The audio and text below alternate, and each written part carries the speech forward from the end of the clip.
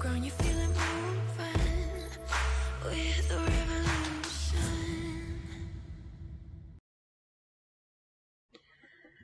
Raging Bull is a B&M hypercoaster located at Six Flags Great America. This is my personal favorite roller coaster at my home park, and I think that it's actually a really good ride that I feel like doesn't get talked about.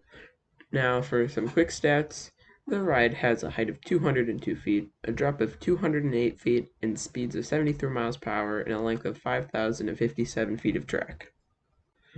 Now, a lot of people like to trash on this ride because it has a unique layout, and it doesn't focus on the big floater hills that basically every other hypercoaster by B&M does. Now, I think it's personally nice to have a change and have basically a completely different B&M hyper than the rest. And the fact is that a lot of people say Raging Bull doesn't deliver airtime. Raging Bull delivers the airtime, and it delivers it very, very well. In my opinion, Raging Bull does not have as many airtime moments, but as other hypers, but the airtime moments that Raging Bull has are executed perfectly, and half of them are ejector airtime too.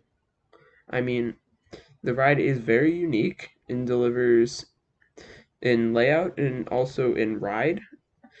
I mean, I can't think of really any other B&M hypercoaster that gives you ejector airtime because they're basically all focused on floater airtime, which in my opinion I think puts this ride above all of them.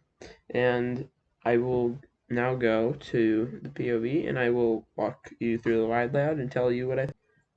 So, Raging Bull starts with a 180-degree swooping turn out of the station onto the lift hill. Now, in my opinion, the best place to ride Raging Bull is the back row. I don't think anyone will really say otherwise. In the back row, that's where you get all the airtime moments. That's where the ride truly shines, and you can truly experience the full potential of the bull. Now, once you get to the top, you have the easily best part of the ride, which is that first drop. If you're in the back row, you get whipped over. You get that amazing sensation of ejector airtime, just throws you out. And then the ejector turns into a floater, but you still sustain the feeling of the ejector airtime. And the drop just feels forever, and it's such an amazing first drop. Personally, my favorite first drop. I mean, there's no other roller coaster I think really comes close to it. And it's just a phenomenal first drop. I mean, I don't think there's any other drop that really does ejector that floater, at least not this well. And it is easily the best moment of the ride. And if you're in the back row, yeah, you're gonna feel it. Then you dive straight down into a tunnel, and then you go to the ride's first overbankment. I mean, it's just kind of fun. This doesn't really do too much. And then you fly up into Raging Bull's floater airtime hill, which delivers some really good floater airtime. Then you drop down again, and then you fly into the overbank over the station, and then you dive down under the chain lift, and then you go into the next overbank turn. And this overbank turn delivers some really good positives, surprisingly. It's a moment that really hits you with positive G's. It's a very intense turn, which is very surprising for a lot of people. Then you have the drop off the mid-course, which is another good ejector moment.